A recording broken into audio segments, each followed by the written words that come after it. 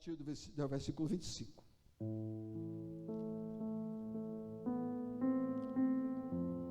Eu quero trazer uma palavra de reflexão para todas as famílias e também para os que estão pretendendo formar uma família, namorados, noivos.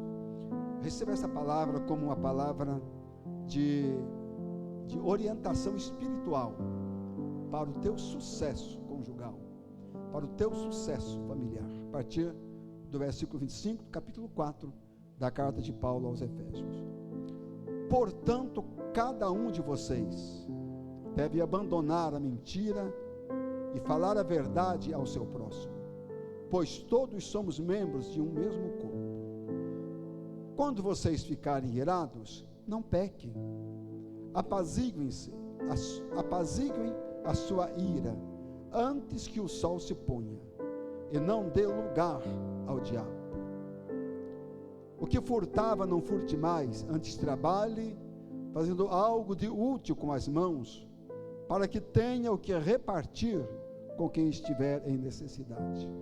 Nenhuma palavra torpe saia da boca de vocês, mas apenas a que for útil para edificar os outros, conforme a necessidade, para que conceda graça aos que a ouvem.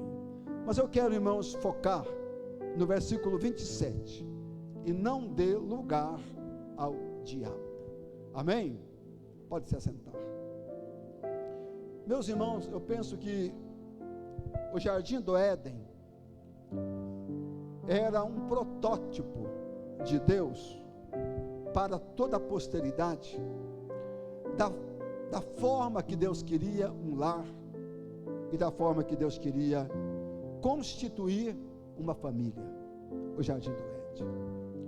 O Jardim do Éden era um paraíso, não é verdade? Onde não tinha nenhum problema. Adão e Eva viviam na mais perfeita paz, na mais perfeita harmonia. Eu sempre digo isso nas cerimônias de casamento que eu realizo, e pergunto aos noivos: Adão era feliz? E pergunto para a igreja se ele era ou não era. Era ou não era, irmãos? Adão era feliz ou não era? Quem acha que era, diga amém. Pois então, era mesmo. Adão era feliz. Porque pode alguém ser infeliz morando num jardim abençoado e tendo Deus como seu amigo? Se Deus fosse gaúcho, na viração do dia ele chegaria lá no Jardim do Éden e dizia assim: vim tomar um chimarrão contigo, tia. Não é verdade? Se Deus Solange gostou daquele gaúcho.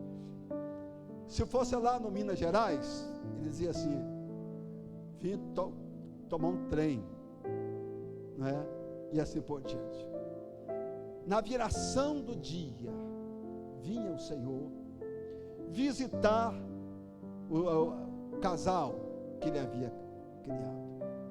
Então Deus era amigo de Adão. Como era feliz esse casal, abençoados esse casal.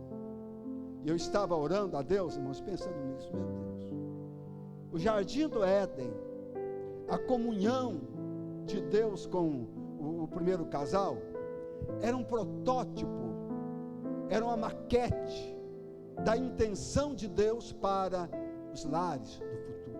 Será que não era, não, Andréia? Não era? Era assim que Deus queria que vivessem os seus filhos, em família, abençoados. Verdade que Deus tinha planos de conceição, de Eva ter filhos. E tem mais uma coisa, irmãos: eles não estavam no jardim ociosos, não, sem trabalho, não, porque trabalho nunca foi peso, foi bênçãos. Eles estavam trabalhando no jardim. Qual era a função de Adão no Jardim do Éden? Quem pode me dizer? E isso, cuidar do jardim, né? Cuidar do paraíso. Ele trabalhava lá, né? Juntamente com Eva. Então Deus tinha planos com Adão e também com Eva, e para a procriação. Talvez a ideia de Deus não fosse como é hoje, porque esse aumento de dores na gestação e no parto é uma consequência do pecado. Então Deus tinha um plano muito lindo. Por isso reforço a ideia: aquele jardim era um protótipo dos lares que Deus tinha em mente para toda a posteridade. Porém, alguém minou este projeto de Deus. Alguém atuou para tentar impedir o plano e trazer a infelicidade, a amargura, o sofrimento para aquele casal. E tudo começou quando Eva deu ouvidos à argumentação satânica. Tinha até um louvor antigo que cantava um certo cantor, dizendo que não era para dar ouvido ao psil de Satanás. Os mais antigos lembram desse louvor, para não dar ouvido ao psil de Satanás. E esse inimigo, incorporado numa serpente, ele começa a trocar ideias com a mulher. E quem lê Bíblia sabe como é que foi a conversa. Não sabe, irmãos? Quando Deus disse: olha, de todas as árvores do jardim, vocês podem comer livremente, mas da árvore da ciência, do conhecimento do bem e do mal, nessa vocês não toquem. Aí Deus foi bem claro, até porque toda a mensagem de Deus, irmãos, nunca é confusa. A mensagem de Deus é uma mensagem clara, transparente, cristalina, audível. A gente entende perfeitamente aquilo que Deus está falando. Então Deus deu ordens claras para Eva e Adão, dizendo que não tomasse daquela árvore. Era como se fosse um teste. Porém, o que aconteceu? Ela deu ouvidos. O texto que aqui nós lemos, o 27, diz: deu lugar. Diz aqui o texto: não deis lugar ao diabo. E Eva deu lugar ao diabo. Começou a ouvir a sua argumentação. E qual era a sua argumentação? Não, Eva, é verdade que vocês vão morrer, mas sabe por que também? Ele acrescentou alguns detalhes, a qual Deus não tinha falado. Esse é um problema hoje, irmãos, quando o homem moderno, ele tenta torcer a palavra, instigado por Satanás. Ele tira, ele acrescenta, e o inimigo então, ele torce a mensagem que Deus havia dito para Eva. Na verdade, vocês vão morrer, mas sabe por que também que Ele não quer que vocês comam desse fruto? É porque o dia que dele comerdes, vocês vão ficar que nem Ele, conhecendo o bem e o mal. Deus não falou isso. Quem disse isso foi a serpente. Então essa argumentação, Eva deu ouvidos, e eu disse aqui há dias atrás, quem sabe não foi uma vez só, isso foi um processo, dias, conversando com aquele bicho, dia após dia, dando abertura àquela ideia, aquele plano. O inimigo não tem pressa de destruir alguém, ele tão somente inicia um projeto, e à medida que as portas vão se abrindo, ele vai chegando mais perto, investindo mais, ele vai impondo mais condições, ele vai forçando a barra o tempo todo. Foi assim, que de forma sorrateira, ele foi minando a paz, minando a felicidade daquele casal. Aos poucos, ele vai minando, ele vai minando, ele vai minando. Até um dia X, quando diz o texto sagrado, que Eva olhou para o fruto, e diz assim o texto, e viu que era agradável aos seus olhos. O que é isso, irmãos? Ela foi convencida que o trem era bom. Ela foi convencida que o negócio era bom. Ela foi convencida que a saída era aquilo lá. Que ela tinha que aceitar o projeto, plano do inimigo. E nasceu uma cobiça, um desejo. Vou ficar que nem ele, conhecendo bem ou mal, eu vou ser como Deus.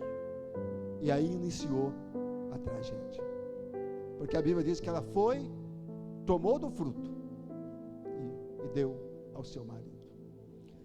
Mas amados, me acompanhem no meu raciocínio. Nós, marido, não podemos deixar nossa esposa sozinha. Isso fala, essa mensagem de Eva com Adão, fala que Adão descuidou um pouquinho da cobertura, da proteção de Eva, porque ela não estava junto na hora que ela estava sendo tentada. O texto, pelo menos, não, a gente pode conjecturar, não pode? Ela não estava junto com ele quando o inimigo argumentava e na ausência. Por isso que Deus fez dois, um casal, para estar juntos. Eu sempre brinco com a Lila lá, mas meu Deus do céu, 24 horas junto, gente, dia e noite junto. Tá ruim não, tá bom demais, né? Levanta, toma café, almoça, arruma, vem para a igreja, volta 24 horas, 1º do mês, 31 do mês, 1º do ano, final do ano, né? Juntos, porque diz a Bíblia que é melhor que ser dois do que ser um cair, o outro levanta. Se dormir sozinho, se dormir junto, aquece, né? Então melhor dois, né? Casados, melhor dois casados, certinho. É o plano de Deus. Então a coisa mais boa, você ter um lar, uma convivência, que você ama viver essas 24 horas ao lado de quem você ama. E às vezes até recebendo assim uns melzinhos no ouvido. Eu te amo, eu te amo. Não é bom não, irmãs? Você não gosta de ouvir isso não? E acho que os maridos não estão falando isso para a esposa, hein? Opa, é bom, porque isso vai reforçando a convivência, vai fechando brechas, vai tapando brechas, tapando buracos. Esse reforçar, eu te amo. Às vezes a gente é meio ogro, que nem eu sou, né? Porque o cara não sabe falar esse negócio, né? Eu mesmo sou meio, não sei muito falar essas coisas. Eu te amo, mas de vez em quando eu falo. Eu procuro demonstrar em atos, em atitudes. Por exemplo, uma das formas de eu demonstrar que eu amo ela, sabe como que é, irmão? Eu vou abastecer o carro. Aí eu chego lá, eu vejo um chocolatinho Talento, daquele com castanha. E ela ama aquele chocolate, embora que ela não pode comer muito chocolate. Mas ela tem aquele chocolatinho com castanha lá. E eu abasteço, vou pagar, dou uma olhadinha no chocolatinho. Acho que vou levar um para ela. Não vou levar não, porque ela não pode. Mas antes de eu pagar e sair, eu tenho que levar o chocolatinho. E deixa e levo para casa e falo para ela assim, ó, é só para você olhar, viu? Não é para você comer. Essa forma de eu trazer esse presentinho para ela é uma maneira de dizer que eu a amo. Entende? Então, tem alguns ogros que não sabe falar isso, mas demonstra de maneira diferente. Isso vai fechando brechas. Então aquele casal, na solidão de Eva, ela vai sendo minada, vai sendo minada, vai sendo minada. E de repente, ela cai, toma o fruto, e quando chega o marido, concorde comigo, irmãs, vocês têm um poder de convencimento muito maior do que a gente tem. As mulheres têm um poder de convencimento maior do que a gente. É verdade ou não é, maridos? Não convence, irmãos? Convence. E ela fala umas palavras doces para a gente, irmãos, e leva a gente numa boa. Entende? Não, amor, isso aqui é muito bom, isso aqui é gostoso, olha, vamos tomar essa atitude, vamos fazer isso, vai dar tudo certo, confia em mim, eu estou com você, eu te ajudo, se algo der errado, conte comigo, eu estou sentindo, esse papo aí, irmãos. Não é verdade? Confia em mim, eu estou do seu lado. Sabe, foi isso que Eva falou para meu amor, Deus falou para não tomar não, mas olha, ele falou assim, ó, nós vamos ficar que nem ele, já pensou? Vai por mim, confia em mim, eu estou contigo. Não é assim, irmãos. Deixa eu fazer um parênteses aqui. Quando a gente está namorando, a gente faz 1000 promessas, não faz? Quando está namorando, não faz 1000 promessas? E eu moro até debaixo da ponte com você. E ó, por você eu faço que, ó, eu carrego um vagão de cascalho por você. E faz um monte de promessas. E às vezes lá na frente não é tudo aquilo que prometeu. Não é verdade? Porque nós estamos cercados de inimigo. Tem inimigo espiritual. Eu não quero aqui dar crédito a Satanás, irmãos. Não, porque ele não vale nada. Mas tem umas coisas que é interessante observar. Ele é observador. Ele é psicólogo. Ele estuda a gente. Ele observa a gente. Ele observa a nossa convivência no lar. Ele observa os nossos temperamentos. Ele observa. E ele se vale dessa convivência, às vezes errada, e dos nossos temperamentos, para começar a minar aquele lar, aquela relação, aquele casamento. E vai devagarzinho, sem muita pressa. Então, foi um negócio assim, demorado. E tudo aconteceu, irmãos, porque Eva abriu porta. Porque Eva, ela deu lugar. Eu disse aqui no versículo 27, não deis lugar ao diabo. Vieram as consequências para aquele casal. Quais foram as consequências? Perderam a amada comunhão que tinham com Deus. Se alguma coisa, irmão, não pode acontecer com a gente, é você perder a conexão com Deus. Não pode acontecer isso na vida de um ser humano. Ele ficar vazio, destituído da comunhão com o Senhor. É a pior tragédia que pode acontecer com alguém, ela não poder mais desfrutar da comunhão, da amizade e da presença de Deus. Eles perderam. Segunda coisa, eles perderam o jardim. Aquela paz, aquele gozo, aquela alegria, eles perderam. Estão notando, irmãos, o porquê é que muitos lares viram inferno? Porque é que muitos casamentos acabam? Porque esse mesmo diabo, ele está vivo e atuando como nunca antes nesse terceiro milênio. Como nunca antes. Investindo forte contra as famílias.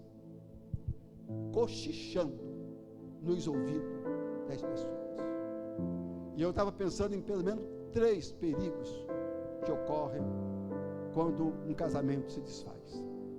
Primeiro, as confusões, as brigas, as contendas no lar, o marido, a mulher entram em confronto. Primeiro prejudicado, se tiver filhos, são os filhos. Sabe por quê? Porque eles assistem aquele atrito. E às vezes um dos filhos toma partido. Um em favor do pai, outro em favor da mãe, outro em favor da mãe, outro em favor do pai. Eles tomam partido, não tomam? E aí acontece uma ruptura na comunhão familiar. É filho ameaçando pai, pai ameaçando filho, filho ameaçando a mãe. João 10:10, Jesus disse: o diabo veio roubar, matar e destruir. Então essa ruptura na comunhão do lar, da família. Segundo prejuízo,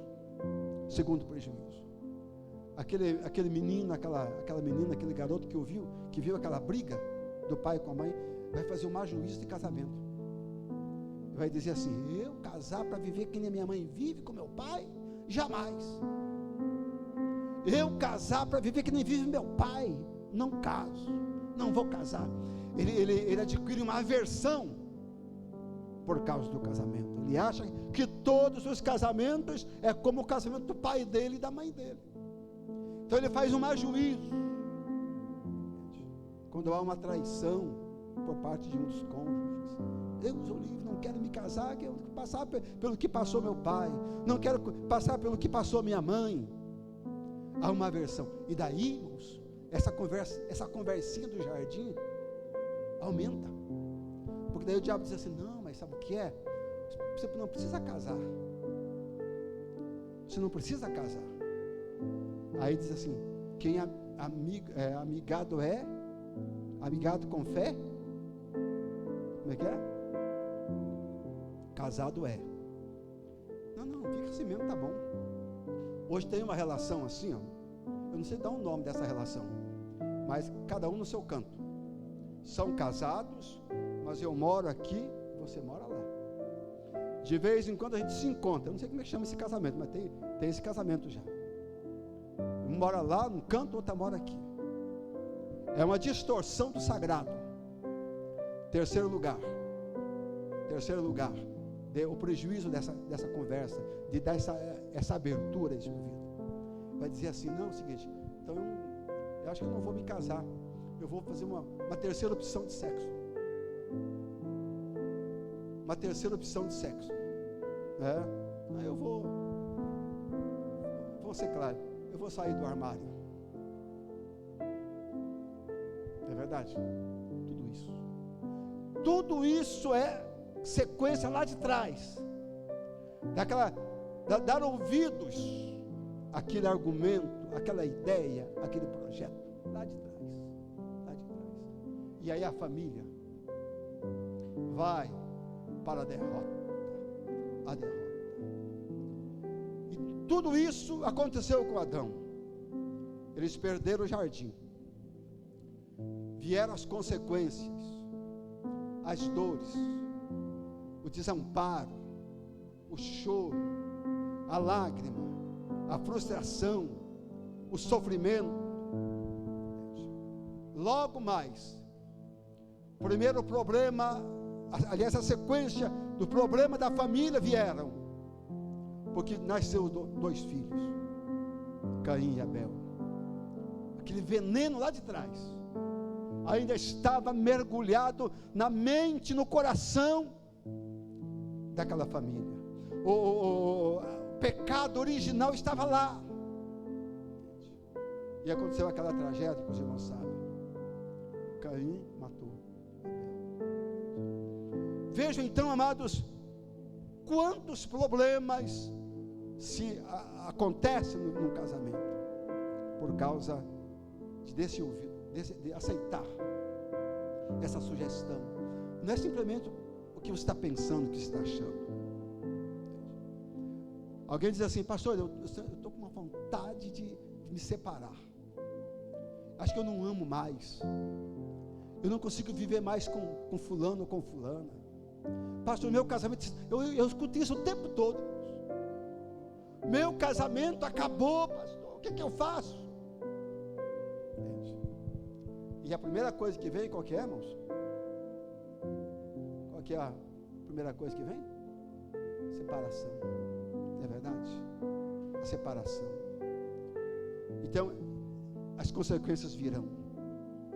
Aí Deus, pela sua infinita misericórdia, Ele traz essa palavra ao meu coração, para passar para você, porque isso é válido para mim também, para os meus filhos, para as minhas netas. Eu tenho 6 netas, já tenho uma casada, é para elas também, é para os meus netos. A mensagem do Espírito Santo: não deis lugar ao diabo. E aqui no capítulo 4, ele vai enumerar algumas coisas que abrem brecha para o diabo. Ele vai dizer o seguinte: fale a verdade cada um. Numa relação, seja autêntico, seja claro, não minta um para o outro, seja autêntico numa relação. Amém, irmãos? Deixa eu colocar um salzinho nessa comidinha. Está salgada? Está apimentada? Deixa eu colocar um salzinho. Para com isso de a tua esposa não ter a tua senha do seu celular, você não ter a senha da sua esposa e do seu celular. O que é que tem lá que você não pode ver no celular da tua esposa e nem do teu esposo? Para com isso. Isso é brecha, está abrindo porta para Satanás. Não é nada, nada a ver. Estava só vendo um vídeo aqui, não tem nada a ver. Não minta uns para os outros, tem na palavra. Não é verdade? Estava só vendo uns videozinhos aqui. Alguns anos atrás, quando não tinha ainda celular, eu fui atender uma família. Aí o cara entrou no quarto, abriu um site lá. Era aquele site assim, irmãos. Quem quer tá aí. Desde carne de pescoço até filé. Entende? Tá aí. E o cara ficou vendo lá. A mulher dele, meu Deus, viu aquilo lá, desceu da cruz. Aí me chamaram, eu fui lá correndo. Porque pastor, de vez em quando, tem que trabalhar com bombeiro, não tem? Juiz de paz, delegado. Eu fui lá como um bombeiro para apagar o incêndio. Aí sentei num sofá assim e ela estava lá com o marido dela. De repente ela falou: pastor, dá licença aí, pastor. O que foi? Dá licença aí. Ela levantou, ela catou o sofá, levantou e catou uma peixeira desse tamanho. Disse que ia furar o marido dela. Pensou que situação? Eu fiquei esperto aquele dia. Falei: pastor, vai peixeirada para mim também. Tudo porque aquele homem estava mentindo para a esposa, que não tinha nada a ver com o que ele estava vendo. Porcaria lá na internet. Isso acaba sendo um vício.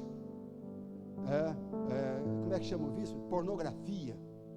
Não é verdade? Pecados, lascívia, coisa imunda. Era isso que estava destruindo aquele casamento. Então a palavra diz: não deis lugar ao diabo, pois somos membros uns dos outros. Quando vocês ficarem irados, não pequem. Aleluia. Irmãos, a gente é crente. A gente é crente, não é? Vocês são crentes? Vocês são anjo? Não. A gente fica nervoso, irmãos. Alguém falou assim: eu não tenho sangue de barata. Eu nunca vi sangue de barata. Você viu sangue de barata? Eu nunca vi sangue de barata.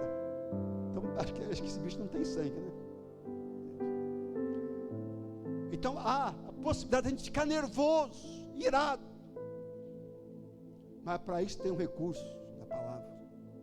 O apóstolo Paulo escreve lá no livro do Gálatas, capítulo 5, versículo 23 até 25, fala da temperança.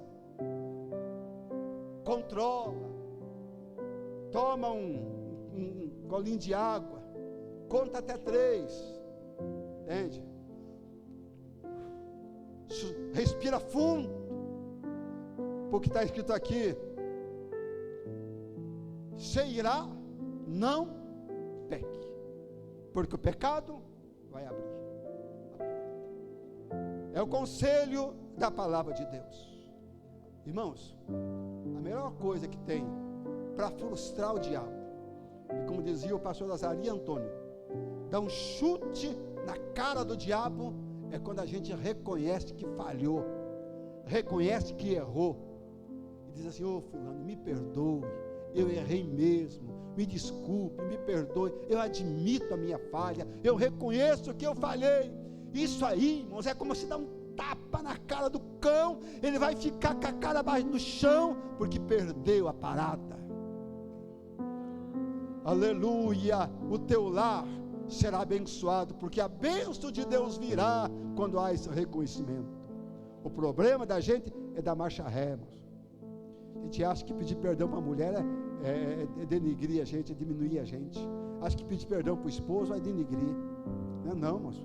Isso é questão de saúde, de sanidade também. É questão de sanidade. Então a palavra diz: não deis lugar ao diabo, apazigue a sua ira. Apazigue a sua ira antes do pôr do sol. Por que antes do pôr do sol? Porque no contexto aqui, o povo não dormia meia-noite, nós dormimos, não, irmãos, 10, 11 horas da noite. Essa hora é a hora de estar levantando já. Eles dormiam no pôr do sol. Era mais ou menos assim, ó. Deitava com as galinhas, levantava com o galo. Então diz o texto: apazigue-se. Deixa eu ver, vou voltar aqui. Antes que o sol se ponha, antes de chegar a hora de dormir. Por que isso aqui? Qual que é a mensagem aqui? Para não dormir separado. A cama de um casal é cama sagrada. Hebreus: venerado, sagrado, santificado seja o leito de um casal. A cama que a gente dorme, irmão, é um recinto sagrado, é um recinto abençoado. Quer tocar? Toca aí, fica mais bonito o negócio aqui. Está quase acabando a mensagem, mas está sentindo falta. Irmãos, a nossa cama. E quando a gente fica nervoso, fica bravo, qual que é a providência da gente? Fica bravo com o marido? Como é que é? Catar o travesseirinho, pôr debaixo do braço e pular lá para outro quarto. Não é assim? Ou se não, ligar para a mãe: mãe, vem me buscar aqui que eu vou dormir na sua casa hoje. E ó, perna para que te quero. Ou se não, você me fez passar raiva, agora você vai ficar de castigo 3 meses. Vou meter um cinto de castidade aqui, quero ver quem que chega perto. E vou jogar a chave também. Está vendo? Não deis lugar à ira. Há muitos anos eu tive uma experiência terrível por causa disso aí. Briguei com a minha mulher. Está lá sorridente a minha caçula lá. A minha esposa estava grávida dela, né? Então, é antes de 40 anos. Não tem isso não. Sabe por que nós brigamos? Por causa de pernilongo.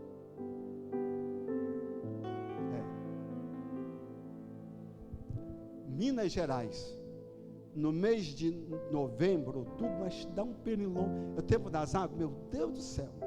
Chega a levantar a gente da cama. Aquele bicho.